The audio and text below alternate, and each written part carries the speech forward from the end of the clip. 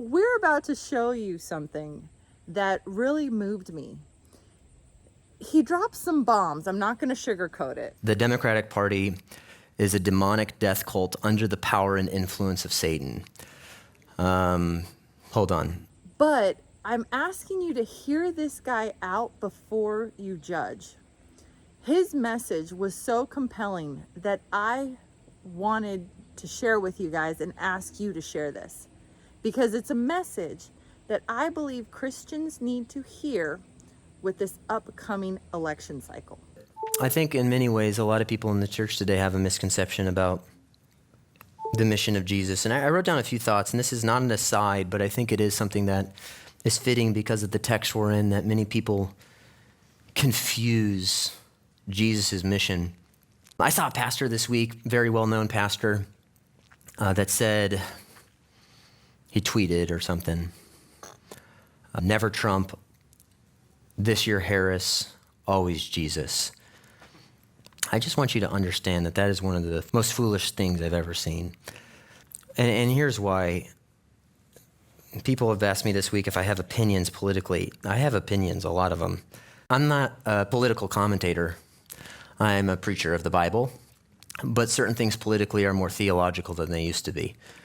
So let me just give you some things about where I stand, because people have texted me a few things, and I'll just, this stuff is not hard for me to say. Number one, the Democratic Party is a demonic death cult under the power and influence of Satan. Hold on. No, I'll explain why I say hold on. To vote for the Democrats is to vote for a platform that is building their platform upon everything God hates. The mutilation of bodies, the annihilation of babies in the womb, and the sexualization of your children. That is their calling card. That is what they want to do. They don't hide that. They have abortion facilities outside of the Democratic Convention. This is who they are. It's the most radical party in our country's history. So I don't see how you could be a Christian and vote for a party who promotes everything that God hates. That's the first thing. Secondly, you have a responsibility and privilege to vote for the option that best stems the tide of evil. I want you to also understand that there are no perfect candidates in this election. They're both broken people, but one of them presents a far better option at the preservation of life and the upholding of the family than the other. A failure to vote is a failure to express our gratitude to the men and women that have died for our country and given us the freedom that we have today. It's also a failure to, I believe, obey the calling that we have to uphold the righteousness in our land. You don't have to like the personality, you just vote for the best option between the policies, and one of them is far less worse than the other. I think that's obvious. And a vote, just in general, it comes from the Latin word votum, which means to make a choice. You're not voting for a pastor, you're voting for a guy that, as best we have as an option, upholds righteousness in the land. Number three, and this is why I said hold on, because there are certain people that are going to amen the political thing, but I also want the amens just to be as loud as when I say this. Our hope is not in a political party. Who is in the White House is far less important than who is on the throne in heaven. And I want you to also understand, because I've watched some videos this week that contradict this idea, the advancement of the gospel isn't reliant a single ounce upon who is president. I want you to understand that where Christianity spreads the fastest and the farthest are in the nations that are persecuted the most, not where there's the most religious freedom. The reason our world is crumbling, the reason we're under the judgment of God, is because we've turned our back on God. And if you want to see political reform, you need to see a spiritual revival. It's not the other way around. You don't pursue political reform so that there can be a spiritual revival. So when people say things like, we need to get this guy in office and then there will be a spiritual revival in our land, no, there won't be. No, there won't be. That's not the way it works, and that's never been the way it works. Number four,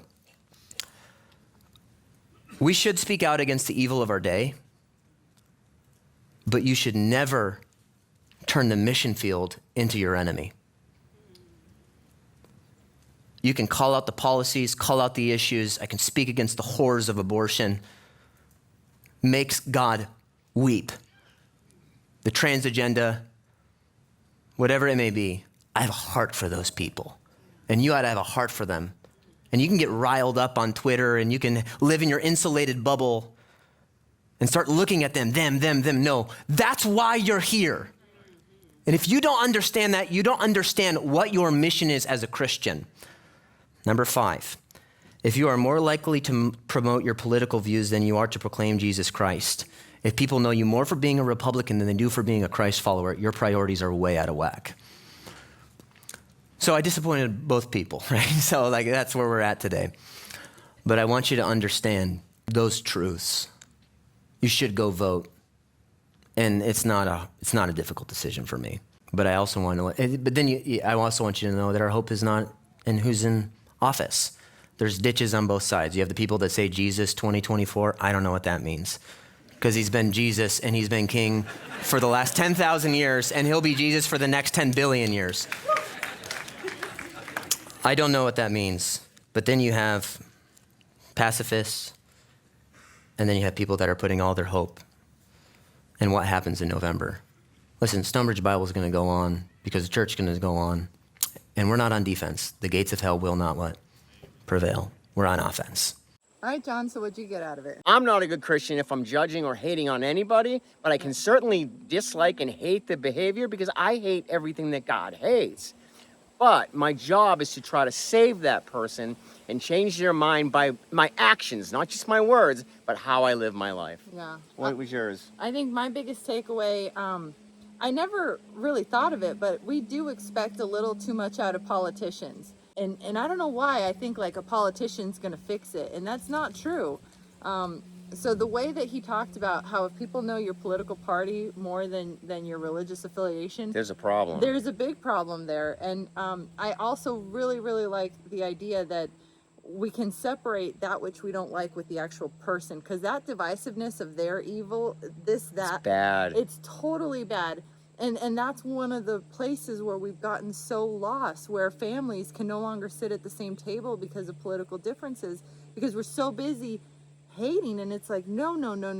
Whoever wins this next election, it makes no difference, right? It really doesn't make a difference in God's world, because I believe everything, God's will be done no matter what happens. But that's not an excuse to bow out. It's not an excuse to bow out. That's the big thing too, is like, don't sit on your comfortable armchair quarterbacking. I can't stand Trump. We're all sinners. Yeah. All of us are sinners. A sin is a sin is a sin. Period. End of story. Yep. We'll see you in the next video, guys. God bless you.